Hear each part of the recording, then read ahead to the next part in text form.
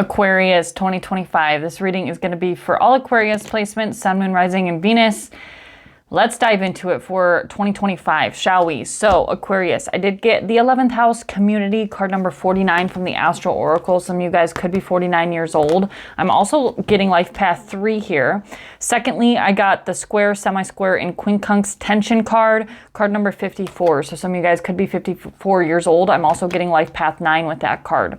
So with these two cards coming out, I think that you guys are possibly making new friends. You're joining some sort of community. You're expanding your circle. Your friendships are improving, or you're getting rid of dead weight in friendships or relationships in some way, and you're making new friends or making new acquaintances, or just expanding your circle in your community. You could also be doing well in your career in 2025. I do think tension is releasing. It's interesting because Pluto did just move into your sign. So I feel like Aquarius placements are feeling that Plutonian energy, but they're also being motivated to change things and to broaden their horizons. So I think it's going to be a good year for you, Aquarius. We also have the Sagittarius card at the bottom of the Astro deck, card number 9. So life path 9 is certainly coming through. Some of you guys could be furthering your education or just furthering your knowledge on a particular topic. Also, you guys could be traveling in the year of 2025. We're going to dive further into this for you, Aquarius. Don't forget to go subscribe to my YouTube and follow my Instagram, guys, just in case TikTok does get banned here in the United States on January 19th, so you can follow my content. Most of it will be up on YouTube. All right. So what do we have for my Aquarians for the year of 2025? Aquarius.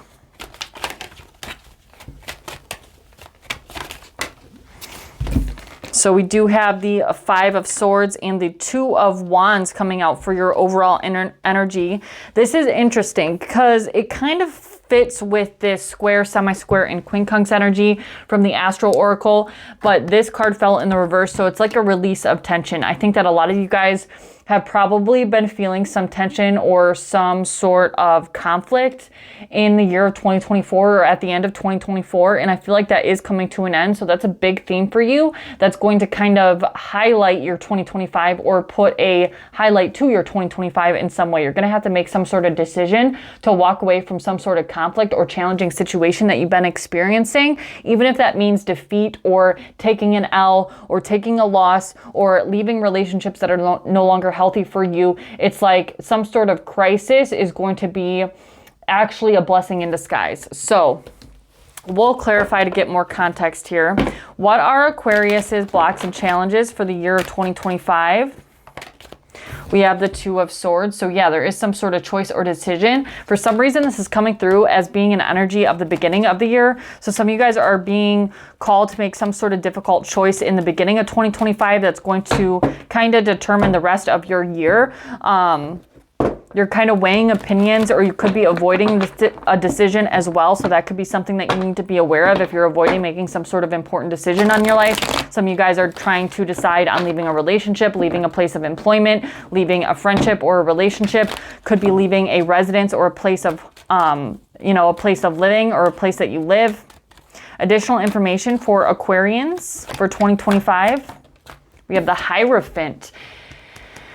Interesting. So, the Hierophant is a marriage card, so there could be something here about a marriage that is significant in the year of 2025. Some of you guys could be getting married. Some of you guys could be getting divorced. Some of you guys could be leaving a marriage. There is something here about tradition, and it doesn't fit the Aquarian mold, so that's why I'm kind of chuckling here, because the Hierophant is Taurus energy, but it's all about tradition and the way society wants things to go and the rules and regulations of society's structures, and Aquarian energy is very much opposite of that. So for some reason, it's relating to this 11th house card. So some of the people that you're meeting in 2025 could be more traditional in their values. If you guys are getting into a relationship in 2025, this person could be a lot more traditional than you. Maybe you're more progressive and this person's more conservative or something of the sort. Advice for Aquarius for 2025. We do have the Moon card. So there is something here about shadow work, your internal work, your introspection. The Moon card can come out when there is something that's not 100% clear to us. So it's not necessarily that someone is particularly keeping something from you, but it's that something hasn't been revealed to you. So I think there is something here about being okay with not knowing all the answers at this time. I think things are probably a little bit foggy, and that could be why you're avoiding making some sort of decision going into 2025. But a big key part of your 2025 is decision making, even if that means to your own detriment in the beginning, because I think it's going to end up benefiting you in the long run. Something about travel could be significant or beneficial for you in 2025, or something about furthering your education or focusing on an area of study could help you work through any difficulties, or at least distract your mind from difficulties you're experiencing in your personal life. Why is this Five of Swords and the Two of Wands here in your overall energy, Aquarius? We have the World card. Yeah, some sort of ending or completion, a soul contract completed, and the Chariot card. If you guys have Capricorn placements, go watch the Capricorn reading, because I mentioned something similar in the Capricorn reading for their overall energy. I think they had the Chariot in their overall energy, and they had the Judgment card, which is at the bottom of this deck. Some of you guys are deciding to leave a marriage or possibly leave the mother or father of your children. It's not going to be for all of you, so don't take it if it's not yours. But there is some sort of ending here, something that's been completed. It's a soul contract. Now, a soul contract can be with a person, place, or thing. So it could be you deciding to complete something, taking a pay cut and going to do something that's more meaningful to you or more emotionally fulfilling to you, even though you're taking a pay cut. So you are taking an L with the Five of Swords, but ultimately it's for your benefit in the long run, even though it's not going to immediately satisfy you.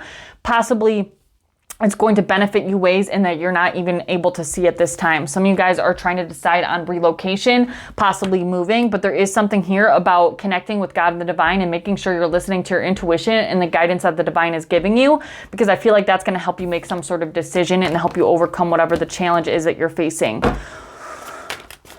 What is this Two of Swords here? The Five of Swords again. So there could be something here about just like fear of failure, fear of loss, fear of, disappointing other people. Why is the Hierophant in the additional information? The Knight of Pentacles. One more, please. Some of you guys don't want to be viewed as materialistic or want to do things strictly for material gain. There's something here about,